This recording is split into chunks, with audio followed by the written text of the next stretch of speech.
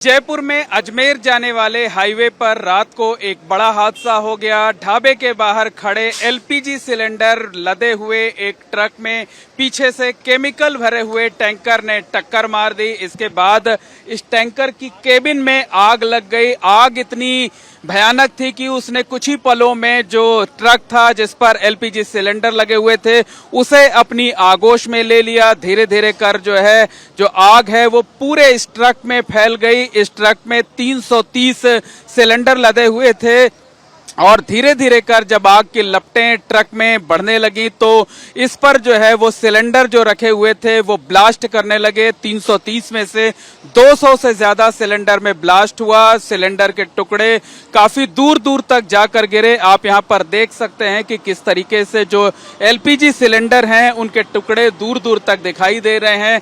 आग की लपटें इतनी तेज थी कि आसपास जो तमाम दूसरे बड़े वाहन खड़े हुए थे, ट्रक खड़े हुए थे, उसने उनको भी अपनी चपेट में ले लिया।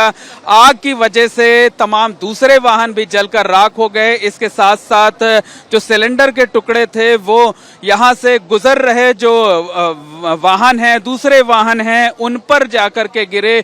तमाम कई लोगों को इस हादसे में चोट भी आई। इस घटना में जो टैंकर का ड्राइवर है वो बाहर नहीं निकल सका।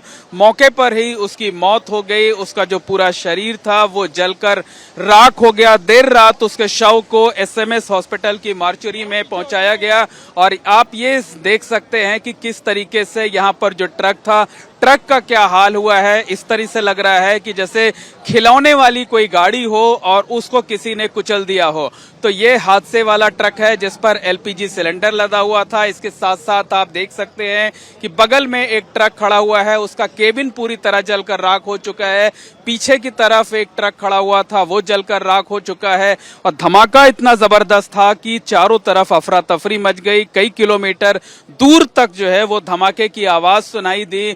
इसके साथ साथ जो आग की लपटें थी वो काफी तेज थी। आग की लपटें काफी दूर तक नजर आई। इस पूरे इलाके में करीब 3 घंटे तक कोहराम मचा रहा। फायर ब्रिगेड की तकरीबन 1 दर्जन से ज्यादा गाड़ियों ने 2.5 घंटे की कड़ी मशक्कत के बाद आग पर काबू पाया।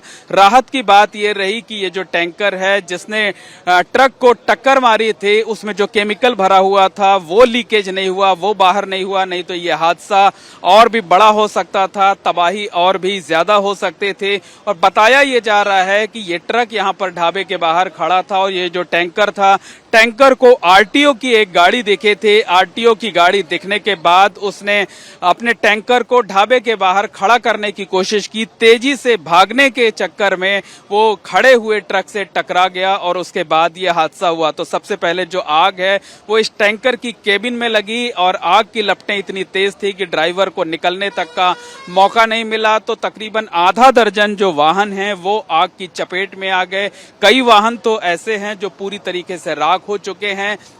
हादसे के बाद यहां पर police, fire brigade, civil defence की टीमें पहुंची। सीएम भजन लाल शर्मा के निर्देश पर डिप्टी सीएम प्रेमचंद बैरवा भी यहां पर पहुंचे। उन्होंने भी राहत और बचाव के काम में मॉनिटरिंग की। अधिकारियों को, जो कर्मचारी थे, उनको जल्द से जल्द राहत और बचाव का काम खत्म करने के निर्देश दिए। सुबह का वक्त है, आप देख सकते हैं कि इस दुर्घटना को देखने के लिए बड़ी तादाद में लोग यहां पर इकट्ठे हैं। लोग इस बारे में चर्चा कर रहे हैं कि किस तरीके से हादसा हुआ। लेकिन हादसे की जो तस्वीरें हैं वो बेहद भयावह हैं, बेहद डरा देने वाली हैं। और लोगों का ये कहना है कि यहाँ पर अक्सर जो आरटीओ है वो चेकिंग करते हैं और चेकिंग करने की वजह से जो है वहां पर हादसे होते रहते हैं। तो कहा जा सकता है कि रात को जो हादसा हुआ बेहद डरावना था, लेकिन जो सरकारी अमला है उसने तत्परता दिखाई। इसकी वजह से जान माल का ज्यादा नुकसान नहीं हो सका। वक्त रहते हादसे पर काबू पा लिया गया। लेकिन ये हादसा ऐसा था जिसने भी इस मंजर को देखा वो दहशत में डर गया। तमाम आसपास के कई किलोमीटर के दायरे में जो लोग हैं वो घरों से बाहर निकल आए थे, तमाम सुरक्षित जगहों पर जाने लगे थे। लोगों को खासी परेशानियों का सामना करना पड़ा। कैमरामैन गोविंद साहू के साथ मोहम्मद मोइन, एबीपी न्यूज, जयपुर।